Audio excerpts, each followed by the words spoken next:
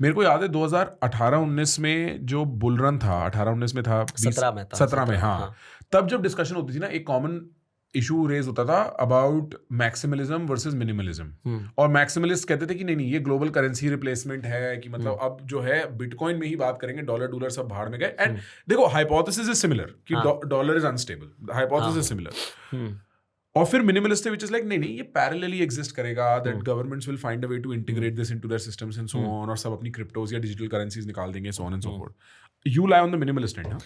I feel that completely replace नहीं करेगा. That is my point of view. So again, nobody knows the future, but the way I see the future is that जो government की currencies हैं, they will ultimately come on blockchain. जैसे CBDC पे experiment चला, आपने देखा होगा, countries अपना CBDC निकाल रही है, central bank digital currency, yes है ना? राइट। तो ब्लॉकचेन टेक्नोलॉजी को यूज करके किसी उसमें थोड़ा मॉडिफिकेशन करके जो करेंसीज है ना अपनी, INR हो गया, US डॉलर हो गया, ये सब उस वर्जन में शिफ्ट होंगी।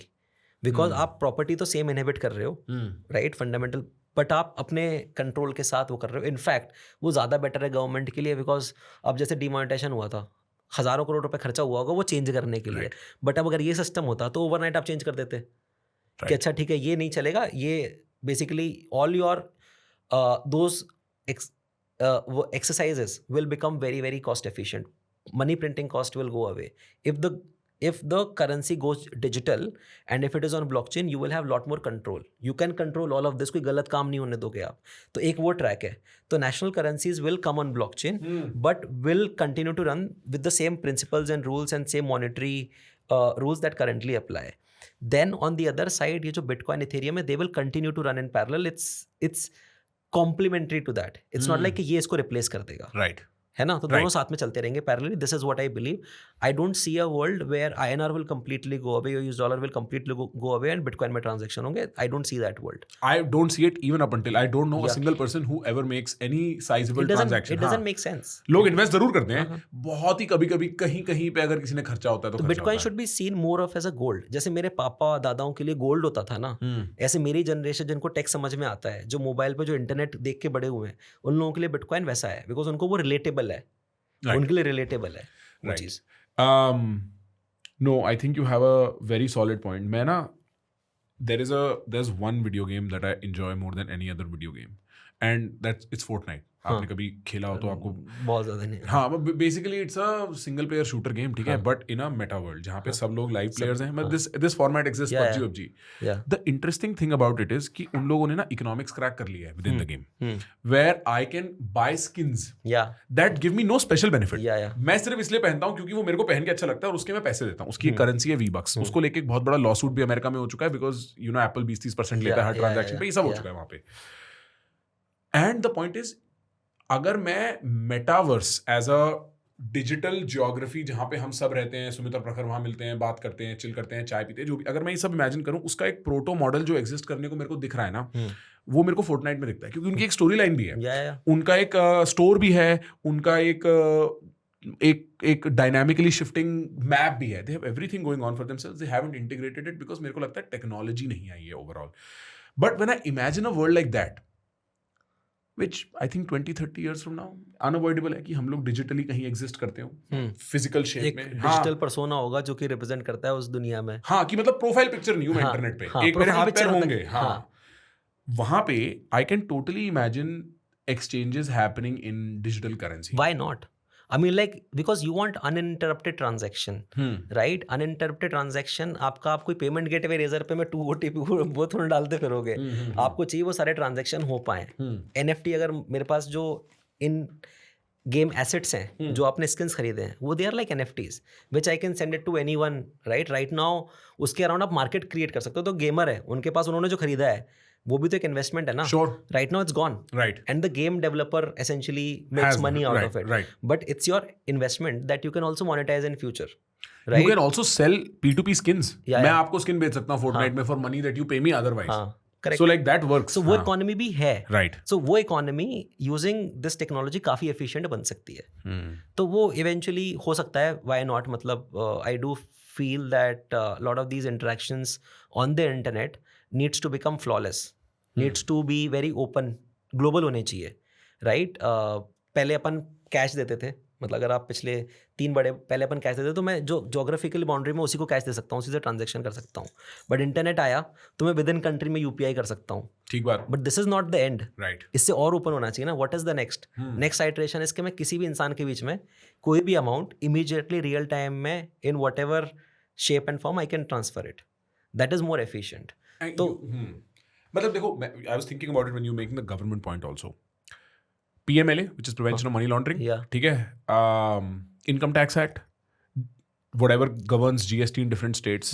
There's a indirect tax code, I'm sure. One of the biggest problems and one of the biggest operational costs in all these fields is figuring out where the money went.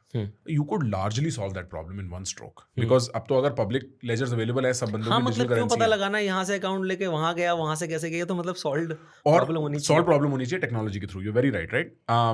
I can completely see that. और मेरे को पता है because my family comes from an income tax background, हमें पता है the administrative cost to just make things happen for a case to get over is just insane. मतलब in India you can say the cost of solving your income tax worries is infinite because एक generation निकल जाती है, बच्चा भी लड़ रहा होता है कोर्ट में आके, बूढ़े पिताजी ऐसे लॉयर्स के सामने हाथ जोड़ रहे होते, मैंने देखा है अपने सामने लाइफ में. So there is a huge cost that we can save. On the other hand, the government is very interested in not letting foreign remittances happen without taxability and accountability. Now, if I can do with one stroke, send money to my kid who's studying in the UK, that's also tricky for the government. Like there is a loss of control that's also happening. How do you think about that? Ki, matlab, why will that adoption not matter? Why will this obstacle not matter in adoption? No, it will matter and it is not कि वो solve नहीं कर सकते. Solve तो कर सकते हैं, मतलब rules तो आप यहाँ पे भी लगा ही सकते हो ना. You can always enforce rules. You can always set those guidelines. Copy paste करना है ना. If those exist in the banking world, you can very well adopt this here also. And so in this case, the exchanges becomes like bank. You retain the properties, and then you apply whatever guidelines you want to apply. वो regulations का part है, वो laws का part है. अब bank में भी तो ये ओवर टाइम आया है ना चीज़ें, तो सब सॉल्वेबल प्रॉब्लम है. द गुड थिंग इज जिसका जो बेस्ट है वो उठाओ, और जो उस पर रूल्स लगाने वो आप लगा के you can then essentially solve those problems if government want certain rules and restrictions to be definitely imposed. I follow. But मेरे को ये लगता है कि इवेंचुअली सी मतलब free market is the ultimate winner. Like if you ask me personally, right, a person within the laws of, by following the laws of the land, you give freedom to the person to do what they want to do as long as they follow the laws of the land and you define that, because वो ज़्यादा efficient होता है, right? पहले तो मतलब बहुत restrictions होते थे ग्लोबल मनी मूवमेंट में. अगर आज ऐसे ग्लोबल मूवमेंट में restrictions होते तो इकोनॉमी इतनी प्रॉस्पर कर पाती है. There would be no trade. There would be no trade. No trade. But then eventually it opened up. I think in 1990s में कभी तो ओपन हुआ था इंडिया में हाँ, है ना, तब जाके इकोनॉमी कितना बड़ा. Yes. राइट. तो ये चीज़ है ना, जितना आप इकोनॉमी को फ्री करोगे उतना ज़्यादा मेरे को लगता है देश के अंदर वैल्यू आएगी. मेरी भी इंस्टिंक्ट यही है, क्योंकि आप अगर LPG 1991 वाली पॉलिसी देखोगे, जो मनमोहन सिंह और who was the other person? Manmohan Singh, I think. हाँ, Manmohan Singh was the economic policy. बिल्कुल राइट.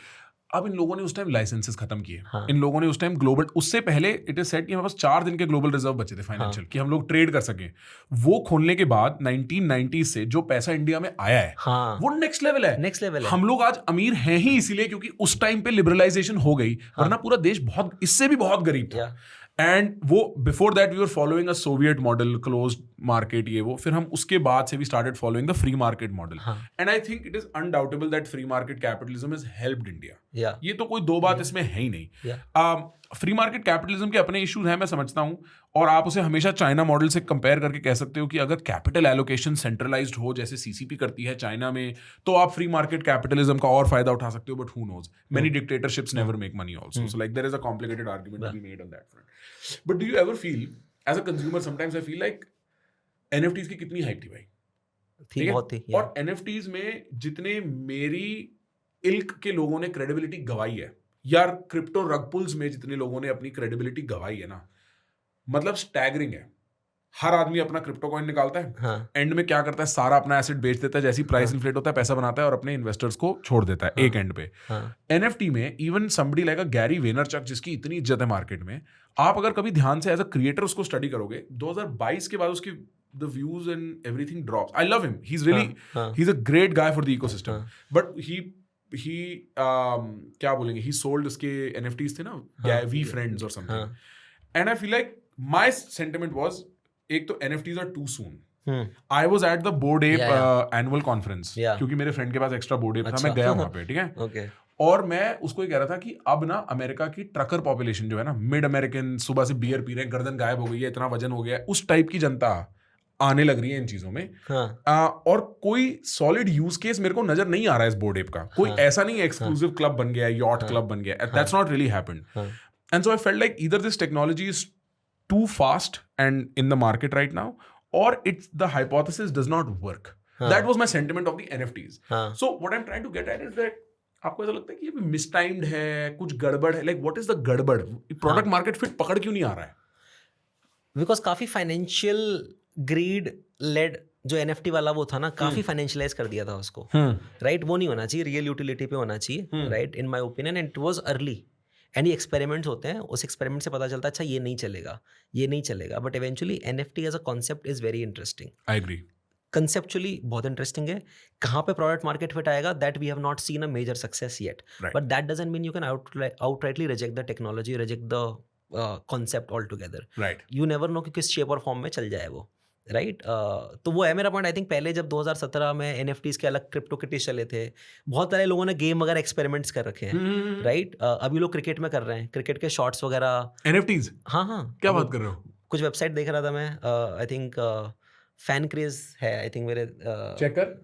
तो उसमें क्या होता है कि क्रिकेट के शॉट्स आप NFT वगैरह कर सकते हो, कुछ 500,000 रुपए में कुछ कि मतलब अगर मैंने एक फ्लिक मारा, कोहली ने एक फ्लिक मारा, वो NFT हो जाएगा। मोनेटाइजेशन तरीका है ना वो मोनेटाइजेशन तरीका है, तो ऐसे लोगों ने अपने प्रोडक्ट्स वगैरह बना रखे हैं। But I think these are, एक होता है ना कि फ्लिपकार्ट, मैंने कोई वेबसाइट बनाई, अब मैं डिस्काउंट दे के बेच रहा हूँ, वर्सेज मैं ऐसी चीज बना रहा हूँ जो लोग खुद खरीदने आ रहे हैं, जिसका real utility. I think that is one breakout application that should come up. I don't know in what shape and form it will come up. May be a plot of land 1000 square foot का जमीन है, अब every जमीन का एक latitude longitude होता है, ठीक बात, यूनिक है, yes. वो यूनिक है, that essentially is an NFT।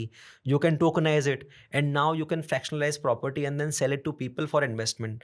तो आपने क्या उसको एक्सेसिबल बना दिया। अब मेरे पास 1 करोड़ रुपए नहीं होना चाहिए, फिर भी मैं खरीद सकता हूँ। मैं 10,000 रुपए से भी मैं एक्सपोजर ले सकता हूँ एक सिटी में, एक प्लॉट ऑफ लैंड में। हाँ, मतलब जैसे म्यूचुअल फंड होता है, सिमिलर हो गया। हाँ, one of the biggest asset class in the world is real estate, right? But one of the most illiquid asset class is also real estate, right? खरीदा मैं बेच ही नहीं सकता, राइट? तो if you can solve a problem and make real estate liquid, imagine कितना growth होगा। आई feel like बेचना आसान हो जाएगा इन फ्रैक्शंस, बट उस फ्रैक्शन को इकट्ठा करके फ्यूचर में किसी को और बेचना, उसका मार्केट खुल जाएगा ना, मार्केट खुल जाएगा। सी ओपन मार्केट हमेशा वो होता है, तो अगर आपने मार्केट खोल दिया, then essentially market will figure out कि इसको लिक्विड कैसे बनाना है, ठीक है? It's like share of a company.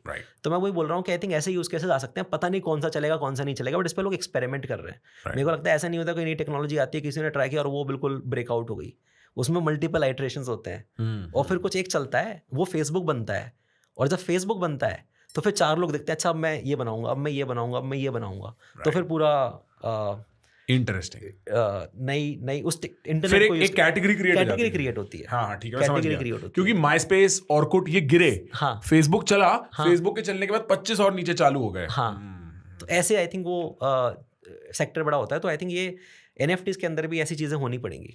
In fact ये तो काफी डॉक्यूमेंटेड बात है। सबीर भाटिया आए हुए थे, आपको पता है, हॉटमेल फाउंडर। हाँ, तो वो बता रहे थे, उन्होंने कह रहे मैंने आफ्टर हॉटमेल बेचने के बाद मैंने एक कंपनी स्टार्ट करी थी, जैक्स्टर करके, which was competitive with WhatsApp.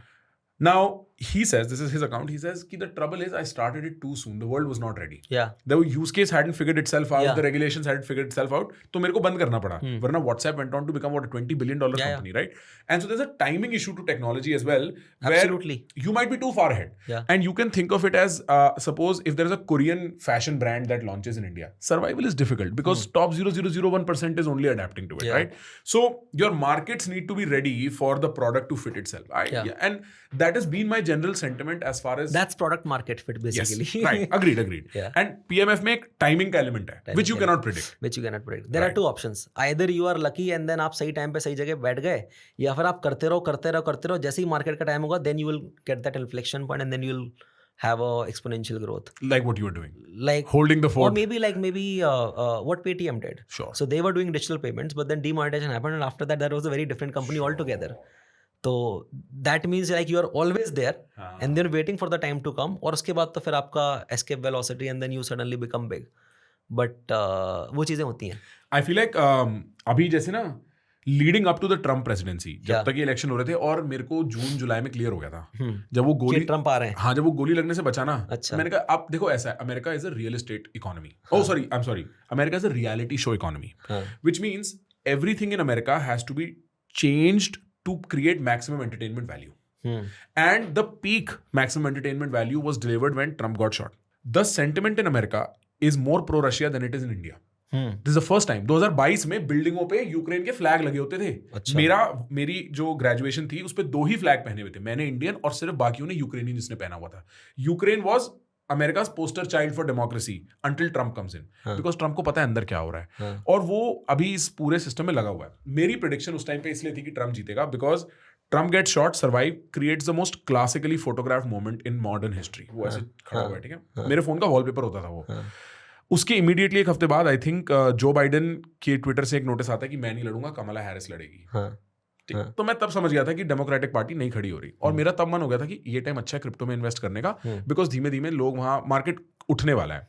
And I still think अगले 2 साल मार्केट उठने वाला है. मेरी इन्वेस्टमेंट एडवाइस नहीं है, मैंने कभी कोई इन्वेस्टमेंट नहीं की है, you know, just saying for the audiences. But I started looking into investing, and I was in India. So I started calling my friends जो finance influencers हैं, ये वो trying to understand. And everybody is like, यार India में invest करना बड़ा tricky है, taxation इतना हाई है कि आप पैसा ही नहीं बना. क्रिप्टो में जनरली, क्रिप्टो में, अच्छा, नहीं जनरली नहीं, क्रिप्टो में. They said क्रिप्टो में इंडिया में इन्वेस्ट करना has become non lucrative because taxation is so high and compliance से पता नहीं कुछ ऐसा समझा रहे थे. What is the issue exactly? यार सो टैक्सेशन आई थिंक 3 साल पहले आया था क्रिप्टो में, जिसमें कि 1% टैक्स देना पड़ता है जब भी आप बेचोगे, ट्रांजैक्शन करोगे, और 30% प्रॉफिट पे टैक्स देना पड़ता है. बट जिसको आपको इन्वेस्ट करना है, लंबे समय के लिए करना है, उसमें कोई प्रॉब्लम नहीं है. मतलब आपको बाय करना है, उसमें कोई टैक्सेशन है नहीं. जब आप बेचोगे तब 30% टैक्स देना पड़ेगा. तब तो टैक्स गाइडलाइंस भी चेंज हो गया, किसको क्या पता. तो I think for someone who wants to buy and hold for long term, there is absolutely no problem and not major impact of taxation. But हाँ, मतलब इंडिया में टैक्सेशन लगा, that is a signal कि मतलब इतना high taxation क्यों है. कितना है? 30% है. 30% है. But for people like you and me जो ऑलरेडी 30% ब्रैकेट में है, उनको कोई फर्क नहीं है. उनको फर्क नहीं पड़ता. बट ये जरूर है कि मैं अपने लॉसेस प्रॉफिट्स के अगेंस्ट सेट ऑफ नहीं कर सकता. दूसरे एसेट क्लास के, फॉर एग्जांपल दूसरे शेयर्स के नहीं कर सकता. हाँ, जैसे बिटकॉइन में प्रॉफिट, बिटकॉइन अब इसमें थोड़ा एम्बिग्विटी है एक्चुअली. तो जब रूल्स आए वो एक बार आए, उसमें ज़्यादा उतनी क्लियर नहीं है. बट फॉर एग्जाम्पल अगर आपने कोई दूसरी बिजनेस इनकम में लॉस किया और यहाँ पर प्रॉफिट को सेट ऑफ नहीं कर सकते. तो मैं इसके प्रॉफिट पे टैक्स दूंगा और इसके लॉस को लॉस की तरह सफर करूंगा. मैं तो उनको लोगों को जहाँ पे भी कंफ्यूजन होता है ना, क्योंकि मैं खुद भी लॉन्ग टर्म इन्वेस्टर हूँ, सिंपल फंडा ये है कि बाय करो और रियल एस्टेट की तरह आप 5 साल 10 साल, क्योंकि इसमें ना उतार चढ़ाव बहुत आते हैं, रेगुलेटरी अनसर्टेनिटीज भी बहुत होती है.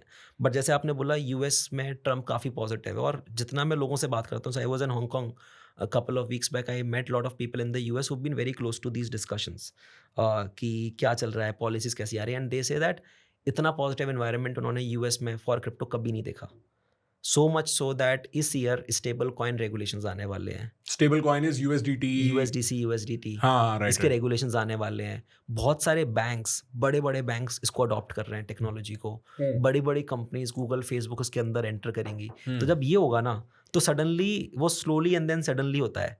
तो ये साल और अगले साल, एटलीस्ट जब तक, मतलब I see lot of momentum US से काफ़ी निकल के आएगा, और यूएस जब करता है तो बाकी सारी दुनिया नोटिस करती है. तो धीरे धीरे वो आएगा. तो जो रेगुलेटरी अनसर्टेनिटी जो पहले चल रही थी ना, मतलब मैं तो तब से देख रहा हूँ जब इंडिया में क्रिप्टो को कोई नाम भी लेना पसंद नहीं करता था.